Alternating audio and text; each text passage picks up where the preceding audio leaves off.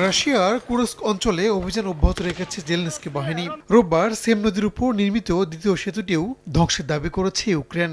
দেশটির বিমান বাহিনী জানায়, কিয়েভে রুশ ক্ষেপণাস্ত্র হামলার প্রতিবাদে বিমান হামলা চালিয়ে সেতুটি ধ্বংস করে দেওয়া হয়েছে।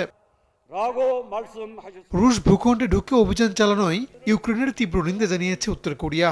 দেশটির সর্বোচ্চ নেতা কিম জং উন এমন তৎপরতাকে সন্ত্রাসী কর্মকাণ্ড হিসেবে আখ্যা দিয়েছেন। রাষ্ট্রীয় গণমাধ্যম KCNA জানায়, উত্তর কোরিয়া সবসময় রাশিয়াকে সমর্থন দিয়ে যাবে। এদিকে নিরাপত্তা উদ্বেগের কারণ দেখিয়ে ইউক্রেন সীমান্তে দেশের 1/3 সেনা মোতায়েন করেছে বেলারুশ। দেশের প্রেসিডেন্ট লুকাশেঙ্কো বিষয়টি নিশ্চিত করেছেন। তার দাবি, ইউক্রেনের আগ্রাসী নীতি দেখে নির্দিষ্ট কিছু পয়েন্টে সেনা মোতায়েন করা হয়েছে। ইউক্রেনের এমন মনোভাব দেশটিকে ধ্বংস করে দেবে বলেও মন্তব্য করেছেন বেলারুশের প্রেসিডেন্ট।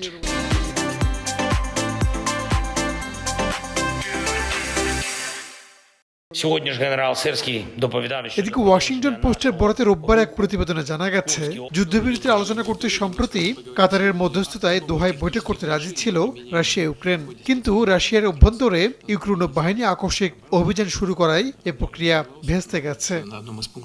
রাহানুল রানা, সময় সংবাদ।